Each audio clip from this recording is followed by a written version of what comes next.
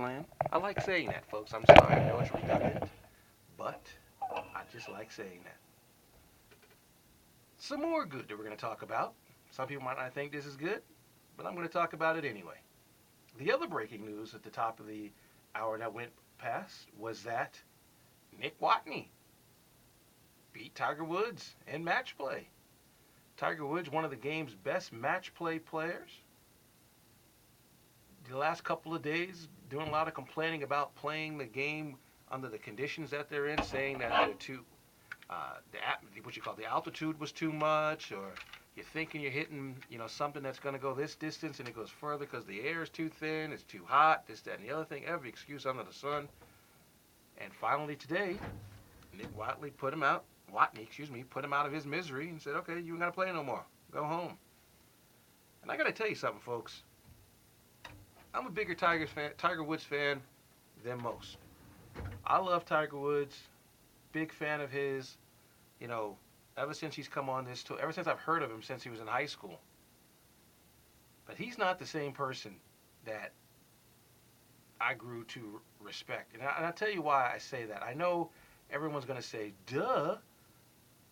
But the reason why I say that is I've never heard him ever complain. He complains about everything now. Everything is an excuse. He plays golf now like he's happy to be there. He plays golf now. He used to tell people second sucked. He used to tell people he didn't have his A game, didn't have this game, and whatever. Because he felt he had a higher standard that he was playing to. But now, who is this guy? This guy complains about everything. And you know what? Butch Harmon's comments last week about Tiger Woods look scared when it comes to making clutch putts. He had an 8-foot putt today to extend the match. Hit this beautiful shot on the 18th hole to put him in position to extend the match and take this to extra holes and probably win. In fact, Nick Watney himself said, "I'm in shock." Yesterday, Tiger made the putt to win. Not today. Well, I guess that's the way the ball rolls. He's going to be playing these next 2 weeks, getting prepared for the Masters. Hopefully he will work on his iron game. His driver yesterday failed him. Today the driver wasn't as sharp as it was, in the tournament that he played 2 weeks ago. But he blames that on altitude, and he had a cold.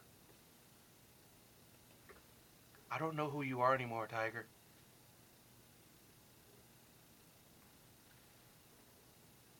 Now the game that everyone's going crazy about, the New York Knicks and the Miami Heat. They're at halftime. Miami has a 51-47 lead. Jeremy Lin is not torching Miami as he did the Lakers and as he did Dallas, but it's only the first half. Jeremy Lin tends to play great in the first half of some games, and in the second half in other games, he doesn't play that well. On the road this year, he's had a great half against Toronto, then a bad half, and then Minnesota, a bad first half, good first half, bad second half. So maybe we're going to see some fireworks in the second half. And by the way, you can call in the show by dialing area code 323-962-1937 if you want to talk sports. We're at the halfway point of the NBA season. And I've been trying to research all afternoon, having difficulty doing this. I'm trying to figure out what made the NBA decide to make the schedule the way that it is done. Making teams play multiple games after one another and creating what has been created now in the NBA. Now you may ask what that is. Well, let's see. The San Antonio Spurs this week, folks, had been enjoying a win streak of 11 games that has lasted over the past 3 weeks. They have gone coast to coast and beaten everyone in their wake.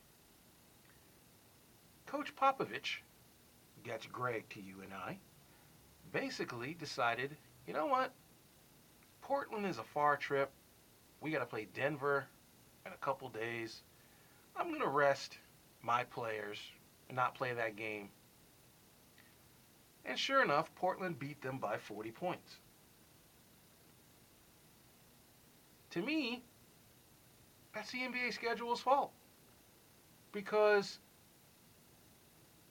why in the world are you resting your players when you have an 11-game win streak? You have a bunch of players already out with injury. And I'm perplexed as to why you decided to rest your players. Now, yes, people like to remind everyone that, hey, the last time there was a strike shortened season, San Antonio Spurs won the championship. So maybe Popovich is onto something.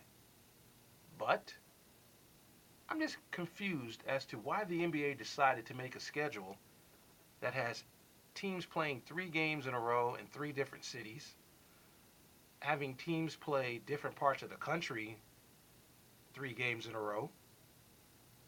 Normally at this time of year, the All-Star break is after like 50 plus games, so teams are already been pretty much well established.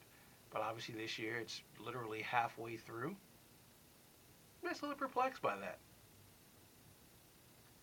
I also wanted to take a look at something today too. This season in the NBA, there's only 3 teams that are averaging over 100 points a night. They happen to be Miami, Denver, and Oklahoma City. And the irony, of course, is that Miami and Oklahoma City have the 2 best records in the game.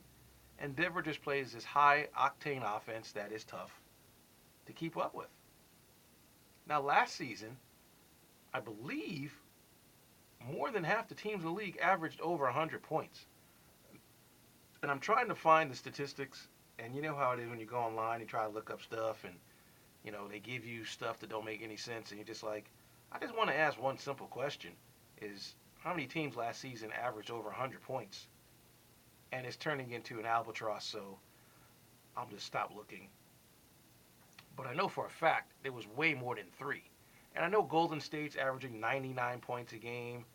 You know, they're close, but that's not 100. Charles Barkley and the crew criticize NBA basketball often, saying that basketball today is terrible. This season, the point's being proven that basketball isn't as good as it has been in years past. But we're still tuning in and looking forward to the second half of the year. But again, that goes back to my original question. Why in the world did the NBA decide to schedule games so that teams are playing three games in a row? And of course, injuries are up. Several key players have missed many games this season. Derrick Rose, Carmelo Anthony, Dwayne Wade, just to name 3 off the top of my head, have missed games. I mean, Kobe's playing with an injury because he's Kobe. I mean, Manu Ginobili's missed a ton of games. The Spurs keep winning. Just something to think about. I don't understand why they did it. In the second half of the season, hopefully the games will not be so cluttered and clustered. But you never know. And we'll talk some more NBA on 89.7 KLAS FM as we will talk about stuff at the halfway point that makes you feel good. And we'll do it after this.